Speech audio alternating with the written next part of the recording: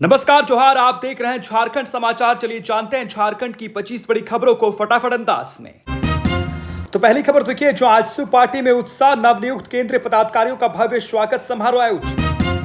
AJSU party के केंद्र कार्यालय में आज नवनियुक्त केंद्रीय पदाधिकारियों का स्वागत समारोह उत्साहपूर्ण आयोजित किया गया। कार्यक्रम की अध्यक्षता पार्टी के केंद्र मुख्य प्रवक्ता देवशरण भगत ने की। इस अवसर पर नवनियुक्त पदाधिकारियों को पुष्पगुच्छ और अंगवस्त्र देकर सम्मानित किया। पार्टी के नेताओं ने कहा कि संगठन विस्तार की प्रक्रिया में युवाओं और सक्रिय कार्यकर्ताओं को शामिल करना पार्टी की मजबूती का प्रतीक है। उन्होंने नवनियुक्त पदाधिकारियों से अपेक्षा जताई कि वे संगठन के सिद्धांतों और लक्ष्यों को जन जन तक पहुंचाने में सक्रिय भूमिका निभाएं। केंद्र मुख्य प्रवक्ता देवशरण भगत ने कहा कि आजसू पार्टी सदैव जनहित और क्षेत्रीय अस्मिता की आवाज उठाती रही। नए पदाधिकारी इस संगठन को और ऊंचाइयों तक ले जाने में सेतु का कार्य करेंगे। इस दौरान महासचिव दीपक महतो, केंद्र महासचिव संजय मेहता, मीडिया संयोजक परवाज खान समेत कई वरिष्ठ नेताओं कार्यकर्ता मौजूद रहे। अगली खबर देखिए, जहां हेमंत सरकार ने फिर किया युवाओं से विश्वासघात, बाबूलाल मरांडी का तीखा हमला। भाजपा प्रदेश अध्यक्ष और नेता प्रतिपक्ष बाबूलाल मरांडी ने झारखंड कर्मचारी चयन आयोग द्वारा झारखंड विशिष्ट एवं तकनीकी योग्यताधारी प्रतियोगिता परीक्षा रद्द किए जाने को युवाओं के साथ बड़ा विश्वासघात बताया। उन्होंने कहा कि मुख्यमंत्री हेमंत सोरेन लगातार युवाओं की उम्मीदों से खिलवाड़ कर रहे हैं। मरांडी ने सवाल उठाया कि आखिर परीक्षा रद्द करने की असली वजह क्या है, तकनीकी खामी या फिर सरकार की तैयारी में कमी। उन्होंने कहा कि परीक्षा के एक दिन पहले अचानक रद्द किए जाने से हजारों अभ्यर्थियों को मानसिक और आर्थिक नुकसान हुआ है। मरांडी ने आरोप लगाया कि पिछले 6 सालों में हेमंत सरकार ने बेरोजगार युवाओं को सिर्फ धोखा दिया है। कभी परीक्षा रद्द होती है तो कभी पेपर लीक की घटनाओं से युवाओं का करियर बर्बाद हो रहा है। मरांडी ने राज्य सरकार से मांग की है कि वो तुरंत खामियों को दूर करे और पारदर्शिता तरीके से परीक्षा की नई तिथि घोषित करे। साथ ही उन्होंने कहा कि जिन अभ्यर्थियों ने केंद्र तक पहुंचने में खर्च किया उसे राशि की भरपाई सरकार को करनी चाहिए। उन्होंने चेतावनी दी कि यदि सरकार युवाओं के भविष्य से खिलवाड़ जारी रखेगी तो भाजपा सड़कों पर उतरकर आंदोलन करेगी। अगली खबर देखिए, जो कांग्रेस के नवनियुक्त जिला अध्यक्षों की बैठक संपन्न, संगठन सृजन अभियान को मिली नई दिशा। रांची में कांग्रेस के नवनियुक्त जिला अध्यक्षों की बैठक प्रदेश अध्यक्ष केशव महतो कमलेश की अध्यक्षता में संपन्न हुई। बैठक में मुख्य अतिथि के रूप में प्रदेश प्रभारी के राजू और सह प्रभारी सीडी बेला प्रसाद उपस्थित रहे। कार्यक्रम की शुरुआत हिंदू धार्मिक न्यास बोर्ड के अध्यक्ष जयशंकर पाठक द्वारा अपने पिता स्वर्गीय लंबोदर पाठक की स्मृति में निर्मित लंबोदर पाठक स्मृति सभागार के उद्घाटन से हुई, जिसके बाद इसी सभागार में बैठक आयोजित की गई। बैठक में के राजू ने कहा कि जिला अध्यक्षों की नियुक्ति उनकी निष्ठा और संगठन के प्रति समर्पण को देखते हुए की गई है। उन्होंने जोर दिया कि जनता से जुड़ाव और संगठन की मजबूती कांग्रेस की असली ताकत है। प्रदेश प्रवक्ता सोनल शांति ने बताया कि जिला अध्यक्षों को कई महत्वपूर्ण निर्देश दिए गए हैं, जिनमें वोट चोर गद्दी छोड़ हस्ताक्षर अभियान को पंचायत स्तर तक ले जाना, म्यूनिसिपल कमेटियों का गठन, बीएलए की नियुक्ति, नवंबर में प्रखंड स्तरीय बैठक आयोजित करना और संगठन की साप्ताहिक प्रगति रिपोर्ट तैयार करना शामिल है। अगली खबर देखिए, जहां गोड्डा पुलिस की बड़ी कार्रवाई, चोरी की 2 कारों के साथ 4 अपराधी गिरफ्तार, बदला गया था स्विफ्ट कार का रंग। गोड्डा जिले में पुलिस को बड़ी सफलता मिली है। पत्थरगामा थाना पुलिस ने गुरुवार सुबह वाहन जांच के दौरान 2 चोरी की कारों के साथ 4 लोगों को गिरफ्तार किया है।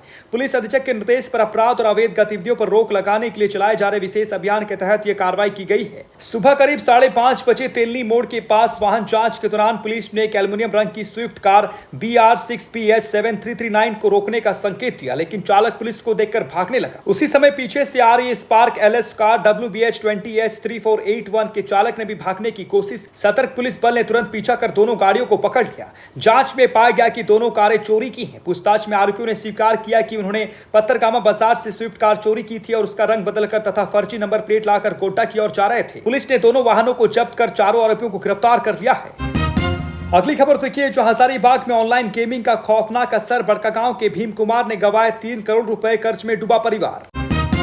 हजारीबाग जिले के बड़कागांव प्रखंड के रहने वाले भीम कुमार प्रजापति की जिंदगी ऑनलाइन गेमिंग की लत से पूरी तरह बदल गई है।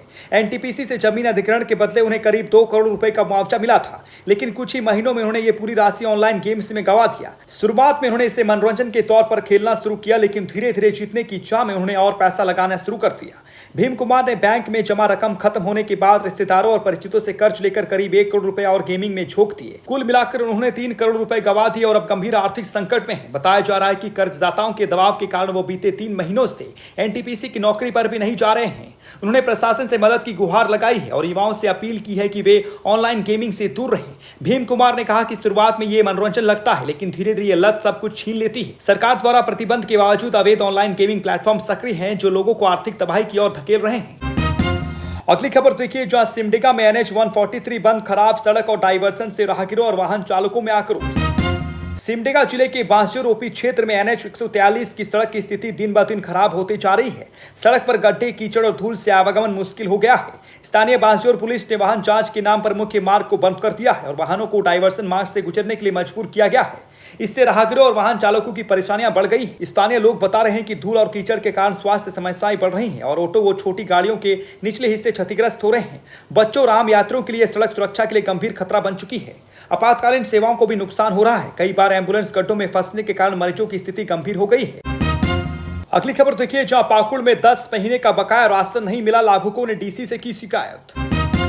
पाकुड़ जिले के सदर प्रखंड के कालिदासपुर पंचायत सहित आसपास के कई गांवों के राशन कार्डधारी लाभुक आज उपायुक्त के पास पहुंचे और पिछले 10 महीनों का बकाया अनाज न मिलने की शिकायत की। लाभुकों का कहना है कि राशन डीलर द्वारा केवल आंशिक वितरण किया गया है। दशरथ ब्रांडी ने बताया कि 2 सितंबर को 250 से अधिक लाभुक शिकायत लेकर उपायुक्त कार्यालय पहुंचे थे, जहां उन्हें 1 सप्ताह के भीतर बकाया अनाज देने का आश्वासन मिला था, लेकिन डीलर ने केवल 6 महीने का अनाज ही वितरित किया, जबकि कई लाभुकों को 4 महीने का ही अनाज मिला।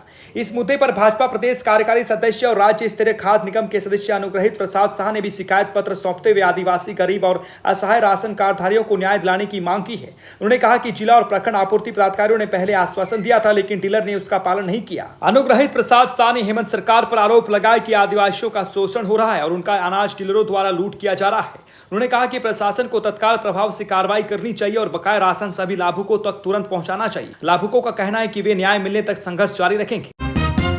अगली खबर देखिए, साहिबगंज से है, जहां नाबालिग छात्र का अपहरण नाकाम, ग्रामीणों ने समय पर बचाया। साहिबगंज जिले के राजमहल प्रखंड क्षेत्र में एक नाबालिग छात्रा के साथ अपहरण का प्रयास विफल हो गया। उत्क्रमित उच्च विद्यालय जामनगर की छात्रा स्कूल जा रही थी, तभी कुछ असामाजिक तत्वों ने उसे जबरन मारपीट कर बोलेरो पिकअप में बैठाकर अपहरण करने का प्रयास किया। छात्रा के जोर से चिल्लाने और मदद की पुकार सुनकर पास के ग्रामीण तुरंत मौके पर पहुंचे। ग्रामीणों ने वाहन को रोकने की कोशिश की और आरोपितों को चेतावनी दी। इस दौरान आरोपितों ने ग्रामीणों के साथ भी मारपीट करने की कोशिश की, लेकिन ग्रामीणों की संख्या बढ़ने और उनकी तत्परता को देखकर सभी आरोपी भाग खड़े हुए। घटना के बाद छात्रा सुरक्षित अपने घर लौट आई और उसके परिजन तथा ग्रामीण इस घटना से सख्ते में हैं। ग्रामीणों ने प्रशासन से जल्द मामले में कार्रवाई करने और क्षेत्र में सुरक्षा बढ़ाने की मांग की। स्थानीय लोगों का कहना है कि यदि ग्रामीण मौके पर नहीं पहुंचते तो यह अपहरण सफल हो सकता था। फिलहाल पुलिस ने मामले की जांच शुरू करती है और आरोपितों की पहचान कर उनकी गिरफ्तारी के प्रयास किए जा रहे हैं। घटना ने क्षेत्र में सुरक्षा और नाबालिगों की सुरक्षा को लेकर चिंता बढ़ा दी है। अगली खबर देखिए, जहां गिरिडीह में CSC संचालक के घर डकैती, नकद और जेवर समेत 4.5 लाख की संपत्ति लूटे गए। गिरिडीह जिले के बरकट्टा ओपी क्षेत्र के चितकोरा गांव में बुधवार की रात CSC संचालक संजय वर्मा के घर डकैती की बड़ी वारदात सामने आई है।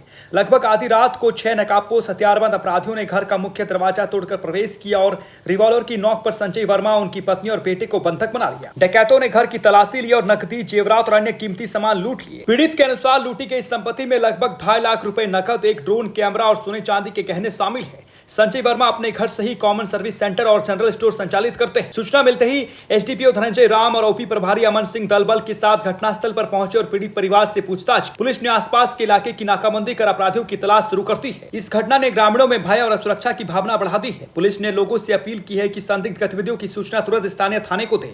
जांच अधिकारी बता रहे हैं कि जल्द ही अपराधियों की पहचान कर उन्हें गिरफ्तार करने का प्रयास किया जा रहा है। घटना ने इलाके में सुरक्षा व्यवस्था पर सवाल भी खड़े करती है। अगली खबर देखिए, जहां झारखंड हाईकोर्ट ने बालू आवंटन पर रोक जारी रखी। अगली सुनवाई 30 अक्टूबर को।